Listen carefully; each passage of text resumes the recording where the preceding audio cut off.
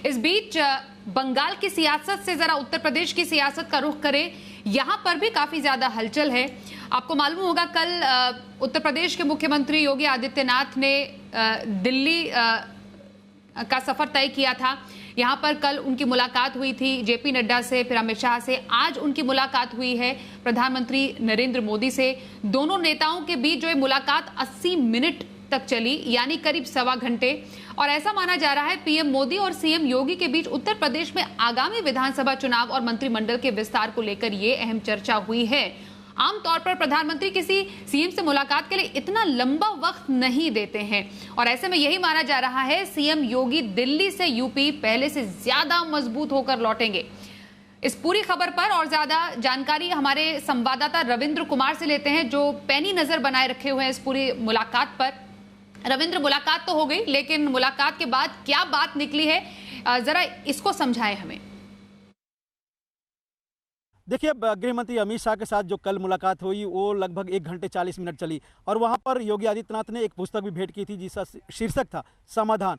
इसका अर्थ है कि पार्टी में जो विवाद था, संगठन और सत्ता के बीच में जो मतभेद था, और योगी की कार्यशैली को लेकर जो नाराजगी थी विधायकों में या कार्यकर्ताओं में, उसे उस बैठक से पहले दूर कर लिया गया है। और सीधा निर्देश गृह मंत्री अमित शाह के द्वारा योगी आदित्यनाथ को कि अपनी कार्यशैली बदलिए, सबको साथ लेकर चलिए, और इसमें जो मंत्रिमंडल का संभावित विस्तार है उसमें सबको एकोमोडेट करना होगा। यानी कहीं ना कहीं योगी का अमित शाह के साथ मुलाकात जो हुई उसमें जो विवाद था लखनऊ की, जो उत्तर प्रदेश के विवाद थे, उसे सुलटा लिया गया था, उसका समाधान निकाल लिया गया था। उसके बाद आज जो एक महत्वपूर्ण बैठक हुई प्रधानमंत्री नरेंद्र मोदी के साथ, जो लगभग 1.5 घंटे चली तक, वहाँ पर कहीं ना कहीं ये पार्टी के जो संगठन है, सत्ता है, सरकार है, वो मतभेद की कोई बातें नहीं हुई।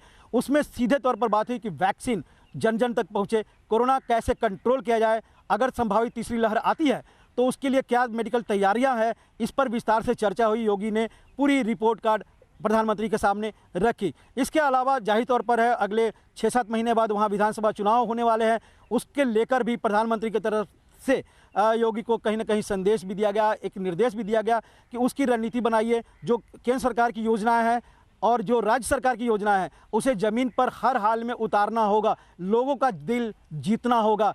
खासकर अगर देखिए कि किसानों को जो वहाँ पर अनरेस्ट है, जो विवाद हो रहा है किसानों को कृषि बिल को लेकर, लेकिन बुधवार को जो कैबिनेट की बैठक में एमएसपी को बढ़ाया गया, 50% तक बढ़ाया गया खरीफ फसलों को, इसे पश्चिमी उत्तर प्रदेश के किसानों के घर में जन जन तक पहुँचाया जाए, ये कहीं ना कहीं प्रधानमंत्री की तरफ से संदेश था। और ये भी स्ट्रेटेजी बनाने की कोशिश की गई कि आगे आने वाले दिनों में अगर विपक्ष एकजुट होता है तो उसके लिए योगी आदित्यनाथ की क्या रणनीति होगी, पार्टी कैसे आगे उसका मुकाबला करेगी। तो तमाम तरह की बातें प्रधानमंत्री के साथ 1.5 घंटे की चर्चा में हुई। लेकिन उसके बाद इन दोनों बैठकों को ज़मीन पर उतारना होता है, संगठन को चैनलाइज करना होता है। वो सबसे महत्वपूर्ण बैठक आज बीजेपी अध्यक्ष जेपी नड्डा के साथ हुई, जो लगभग 2 घंटे तक चली है। उसमें जो भी निर्देश हुआ है प्रधानमंत्री द्वारा हो या गृह मंत्री अमित शाह द्वारा, उसे लोगों के बीच में ले जाना, कार्यकर्ताओं के बीच में ले जाना, संगठन को सरकार के साथ, योगी आदित्यनाथ के साथ सुर में सुर मिलाकर कैसे चलना है, इसकी स्ट्रेटेजी बनी है। और साथ ही कौन कौन लोग मंत्रिमंडल में आगे किन्हें हटाना है, कौन से घटक दल के लोग को उसमें एकोमोडेट करना है, इन तमाम मुद्दों पर चर्चा हुई। कुल मिलाकर यही कहा जा सकता है योगी आदित्यनाथ को पूरी तरह से हरी झंडी मिली इन तीनों बैठकों में कि आप मुख्यमंत्री तो हैं, आपको संगठन के साथ चलना होगा, सरकार को फिर से वापसी कराने की सबसे महत्वपूर्ण जिम्मेवारी अगर किसी को है तो आपके पास है। इसलिए सबको साथ लेकर चलिए, सबका विकास का ध्येय तो है प्रधानमंत्री नरेंद्र मोदी का, उसे जमीन पर उतारना होगा, तभी हम इस संकट काल से भी उबरेंगे और विधानसभा चुनाव से भी हम निपट लेंगे। जी बहुत शुक्रिया रविंद्र, इस पूरी खबर पर और ज्यादा जानकारी हम तक पहुंचाने के लिए।